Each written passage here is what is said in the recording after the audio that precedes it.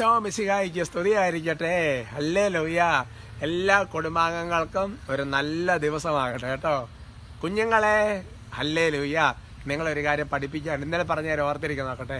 Power, അച്ഛൻ power എന്ന് പറഞ്ഞു, നിങ്ങൾ 2 പ്രാവശ്യം പവർ പവർ എന്ന് പറഞ്ഞു കേട്ടോ. Hallelujah. Power power power power power എന്ന് പറഞ്ഞാൽ അപ്പം എന്ന് പറഞ്ഞാൽ നിങ്ങൾ ജീസസ് പവർ എന്ന് പറഞ്ഞു കേട്ടോ. ഓരോ ദിവസം ഓരോന്ന് വെച്ച് പഠിപ്പിക്കാം. എന്നിട്ട് നേരിട്ട് കാണുമ്പോൾ അച്ഛനത് ചോദിക്കുമ്പോൾ നിങ്ങൾ മറുപടി പറയണം കേട്ടോ. ഹല്ലേലൂയ. എന്താ പറയുക, ഇവിടെ സഹോദരങ്ങൾ ഈശോയുടെ കരുണയാൽ എല്ലാം ദൈവത്തിൻ്റെ കരുണയാൽ നന്നായിരിക്കുന്നു. ഞാൻ അർജൻറ്റായിട്ടുള്ള 1-2 യാത്രകൾ, പിന്നെ പ്രദേശങ്ങളിലെ ക്ലാസ്സുകൾ, അങ്ങനത്തെ കാര്യങ്ങളിലൊക്കെയാണ് കേട്ടോ.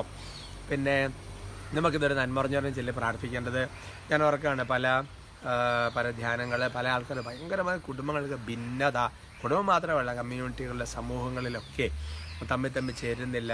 ഭിന്നത എന്ന് പറഞ്ഞ എപ്പോഴും ഒരു പിശാചിൻ്റെ ഒരു പ്രവർത്തനമാണല്ലോ. അവൻ ഭിന്നിപ്പുണ്ടാക്കാനാണ് വേണ്ടി വന്നിരിക്കുന്നത്. ഭിന്നത ഉണ്ടാക്കുന്ന പിശാചിൻ്റെ പരിപാടിയാണ്.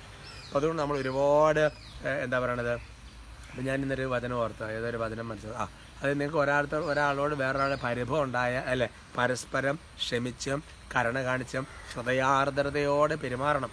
അപ്പോൾ അങ്ങനത്തെ പരിഭവമൊക്കെ ഉണ്ടാകുന്ന ഇങ്ങനത്തെ ചില വചനങ്ങൾ പരിശീലിക്കേണ്ട അവസരമാണ്. അപ്പം അങ്ങനെയൊക്കെ എടുക്കാൻ പറ്റണം. അതിനുവേണ്ടി നമുക്കൊരു നന്മറും ചെറിയും നമുക്ക് എല്ലാവർക്കും വേണ്ടി പ്രാർത്ഥിക്കാം.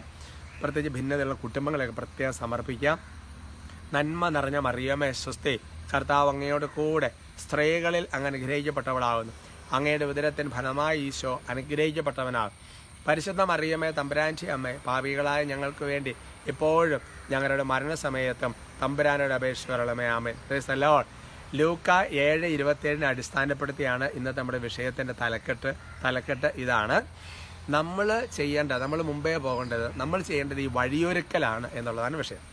Gospel of Saint Luke chapter 7:27.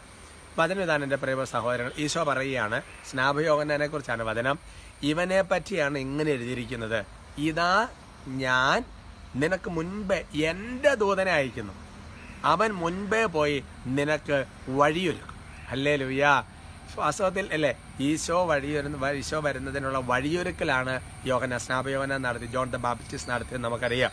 ഈ നാളുകൾ പല പള്ളികളിൽ അതിൻ്റെ തിരുനാളുകളൊക്കെ നടക്കുന്നതായി ഞാൻ മനസ്സിലാക്കുകയാണ്, വരുന്ന ആളുകളിൽ. അപ്പം ഞാൻ വിചാരിക്കുകയാണ് എൻ്റെ പ്രിയപ്പെട്ട സഹോദരങ്ങളെ, അതായത് കർത്താവ് പറയുകയാണ്, യോനൊരു എന്താ എഴുതിയിരിക്കുന്നത്, നിനക്ക് മുൻപേ എൻ്റെ ദൂതനെ അയക്കുന്നു.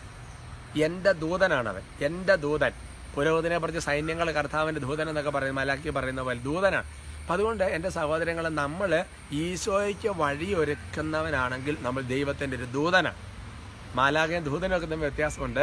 ഒരു ദൂതൻ അല്ലേ. എന്നിട്ട് പറയുക, അവൻ മുൻപേ പോയിട്ട് നിനക്ക് വഴിയൊരുക്കും. അപ്പം നമ്മൾ ചെയ്യേണ്ട ഈ വഴിയൊരുക്കലാണ്. ഉദാഹരണം പറഞ്ഞു കഴിഞ്ഞാൽ, ഈശോ സമയമാകുമ്പോൾ ഈശോ വന്നോളൂ, നമ്മൾ വഴിയൊരുക്കിയാൽ മതി. ഉദാഹരണം പറഞ്ഞ് നമ്മൾ പോണ വഴിക്ക് എന്താ പറയുന്നത്, ഒരു വചനോത്സവം കൊടുക്കുന്നു, അല്ലെങ്കിൽ ഒരു ശാലോ മാസിക കൊടുക്കുന്നു, അല്ലെങ്കിൽ യേശുനാമ ശക്തി കൊടുക്കുന്നു, ഈശോയെക്കുറിച്ച് ലീഫ്ലെറ്റ് കൊടുക്കുന്നു. ഒരു വഴിയൊരുക്കലാണ്. അല്ല നമ്മളിങ്ങനെ പറയുന്നു, കേൾക്കാതിരിക്കും. അപ്പോൾ സ്നാപയോഹന്നാൻ പറഞ്ഞു എല്ലാവരും കേട്ടായിരുന്നോ? ഇല്ലല്ലോ.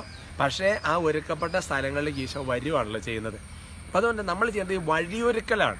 അപ്പം നമ്മൾ വിചാരിക്കുന്നത് നമ്മളിതെല്ലാം നമ്മൾ തന്നെ അങ്ങ് അങ്ങോട്ട് ഈശോ അങ്ങ് വന്ന് എല്ലാം അങ്ങ് റെഡിയാക്കുന്നു. അങ്ങനെ നമ്മൾ ചെയ്യുന്നത് വഴിയൊരുക്കലാണ്. വഴിയൊരുക്കൽ നടത്തിക്കോട്ടെ, വഴിയൊരുക്കാതെ ഈശോ വരും. കാരണം ആ വഴിയൊരുക്കലാണ് നമ്മൾ വചനം കൊടുക്കുന്നത്. വചനം കൊടുക്കുമ്പോൾ വഴിയൊരുക്കലാണ്. അതുകൊണ്ട് ഏശ 26:8 അല്ലേ, അതായത് നിയമത്തിൻ്റെ പാതയിൽ വചനത്തിൻ്റെ പാത ഞങ്ങളങ്ങനെ കാത്തിരിക്കുന്നതെന്ന് പറയുന്നത്. അപ്പം നമ്മൾ വചനം കൊടുക്കുന്ന ഒരു വഴിയൊരുക്കലാണ്. അതിനെ കുറച്ച് ഈശോ വന്നോളൂ. ഹല്ലേലൂയ. അതുകൊണ്ട് അടങ്ങിയിരിക്കരുത് കേട്ടോ. കുട്ടികളോട് പറയാം അടങ്ങിയിരിക്കണമെന്ന്. പക്ഷെ ഞാൻ നിങ്ങളോട് പറയാം, കുഞ്ഞുങ്ങളോടല്ല, അടങ്ങിയിരിക്കരുത്. എല്ലാ ദിവസവും ഈശോ വരാനുള്ള വഴികൾ നമ്മളിങ്ങനെ ഒരുക്കിക്കൊണ്ടിരിക്കണം. അപ്പോൾ ദിവ്യകാരുണ്യ പ്രദർശനം നടക്കുമ്പോൾ ഞാൻ കഴിഞ്ഞ ദിവസം ദിവ്യകാരുണ്യ പ്രദർശനം നടന്ന കേട്ടോ, വഴിയൊരുക്കാണ്. ഈശോ കടന്നു വരുന്ന വഴിയൊരുക്കാണ് അല്ലേ. അതേപോലെ തന്നെ എല്ലാ കാര്യത്തിൻ്റെ ഒരു വഴിയൊരുക്കണം. ഉദാഹരണം പറഞ്ഞാൽ, പ്രധാനമന്ത്രി വരുന്ന സമയത്ത് പോലീസ് മുമ്പേ സൈറനൊക്കെ അടിച്ചല്ലേ വഴിയൊരുക്കും. വഴിയൊരുക്കണം നമ്മൾ കേട്ടോ. അല്ലെങ്കിൽ ഈ വചനങ്ങൾ പറഞ്ഞിട്ട് ഭയങ്കര വ്യത്യാസം വരുന്നുണ്ട്. ഞാൻ കഴിഞ്ഞ ദിവസം ആരോട്ട് ഒരു മെസ്സേജ് എനിക്കൊരു ശുശ്രൂഷ ഫോർവേഡ് ചെയ്യുന്ന ഓർക്കാണ്.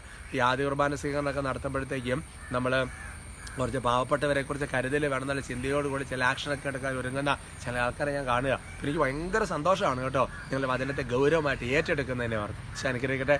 സ്തുതിക്കാം ഈശോയെ. ആരാധന ആരാധന ആരാധന. സ്തുതിക്കുന്നു ആരാധിക്കുന്നു, നന്ദി പറയുന്നു, മഹത്വപ്പെടുത്തുന്ന കർത്താവേ, വഴിയൊരുക്കാനുള്ള ഒരു പ്രത്യേക അഭിഷേകം ഞങ്ങളുടെ ജീവിതത്തിൽ നിറയട്ടെ. ഞങ്ങളെ ശല്യം ചെയ്യുന്ന ദുഷ്ടാരൂപങ്ങൾ യേശുനാമത്തിൽ ബന്ധിക്കുന്നു, തടസ്സങ്ങൾ യേശുനാമത്തിൽ ബന്ധിക്കുന്നു. ഈശോയുടെ കൃപ ശക്തമായി ആവസിക്കട്ടെ. ഓ കർത്താവെ, ഭിന്നതയുള്ള സമസ്ത മേഖലകൾ സമർപ്പിച്ച് ആശീർവദിക്കുമ്പോൾ പ്രാർത്ഥിച്ച് പരാജയപ്പെടുത്താൻ കൃപ കൊടുക്കണമേ. ദൈവം വിശ്വാസപരമാണ് ആവർത്തിച്ച് ചൊല്ലി, കൊന്ത ചൊല്ലി, കുരിശന്റെ വഴി ചൊല്ലി, വിശുദ്ധ കുർബാന അർപ്പിച്ച്, കുമ്പസാരിച്ച്, യാപ്രാർത്ഥന അതുപോലെയൊക്കെ ചൊല്ലി പ്രാർത്ഥിച്ച് ഭിന്നത അതിജീവിക്കുമ്പോഴുള്ള കൃപ ഓരോരുത്തരിലും കുടുംബങ്ങളിലും നിറയട്ടെ. ഈശോയുടെ നാമത്തിൽ അനുഗ്രഹിക്കുന്നു, ഇപ്പോഴും എപ്പോഴും എന്നേക്കും. ആമേൻ.